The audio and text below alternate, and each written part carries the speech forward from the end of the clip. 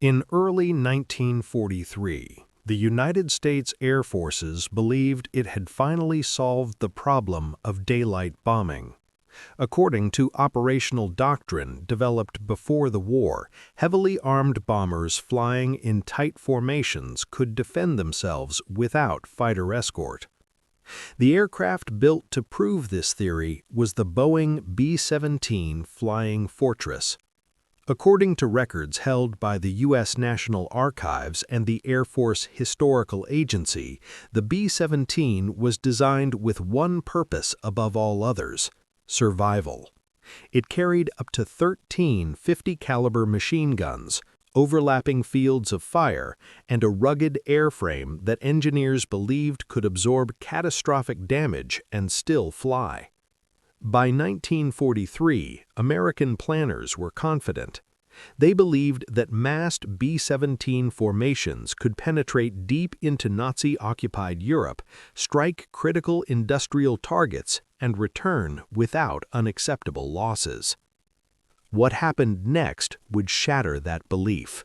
On August 17, 1943, the 8th Air Force launched one of its most ambitious missions of the war, a deep strike into Germany, targeting the ball bearing factories at Schweinfurt and the Messerschmitt aircraft plants at Regensburg.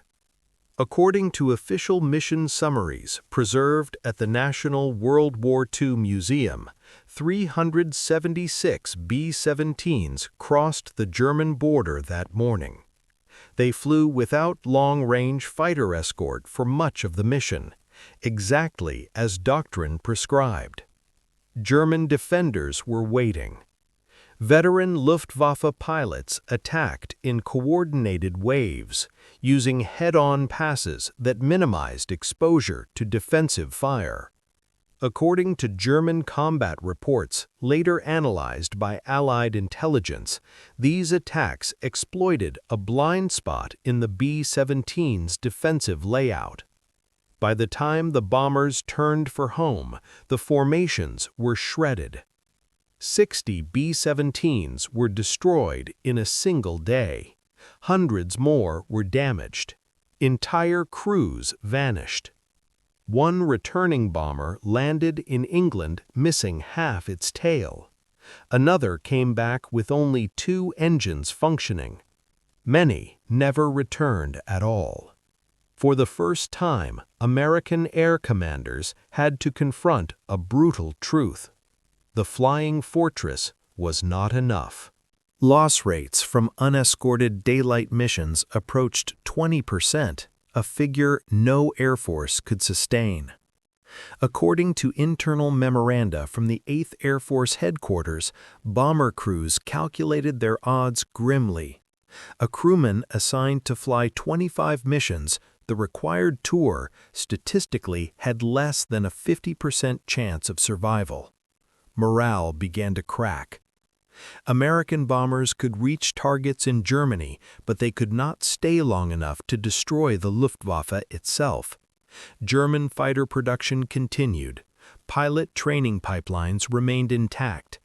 Every bomber lost meant 10 trained airmen gone forever. The air war was becoming a war of attrition, and America was losing it. The solution existed, but it was not yet ready.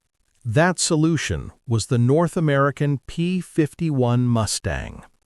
Originally designed as a short-range fighter, the P-51 only achieved its full potential after British engineers paired it with the Rolls-Royce Merlin engine. According to the Smithsonian National Air and Space Museum, this transformation turned the Mustang into one of the most efficient long-range fighters ever built.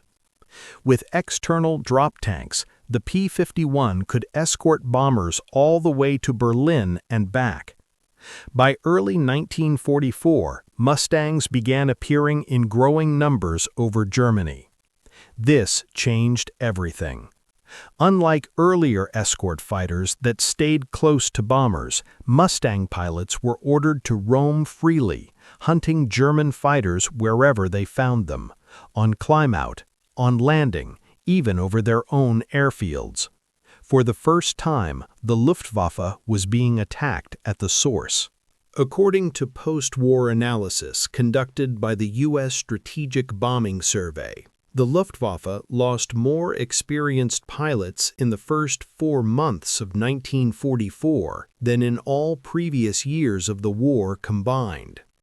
German aircraft production actually increased, but trained pilots did not. Young replacements arrived at the front with fewer than 100 flight hours. Some had never fired their guns before combat. Mustang pilots noticed the difference immediately. Engagement reports described German fighters breaking formation, failing to coordinate attacks, and fleeing after brief contact. The air superiority that had once protected Germany evaporated. On June 6, 1944, D-Day, Allied aircraft dominated the skies over Normandy. The Luftwaffe was nearly absent. The bomber losses that had once crippled the 8th Air Force dropped dramatically. The B-17 could finally do what it was built to do. The story of the B-17 and the P-51 is not just about aircraft, it is about how wars are actually won. According to historians at the Air Force Historical Research Agency, victory did not come from a single weapon or a single genius. It came from adaptation, recognizing failure, changing doctrine, and deploying technology correctly. The Flying Fortress was not obsolete, it was incomplete without escort. The Mustang was not just a fighter, it was a system breaker, a machine that attacked the enemy's ability to fight, not just its forces. By 1945, Allied air superiority was absolute. The Luftwaffe was destroyed not by bombing factories alone, but by destroying trained pilots faster than Germany could replace them. That lesson still defines air warfare today. Modern air forces do not rely on a single platform. They rely on integration, fighters, bombers, sensors, and logistics working as one.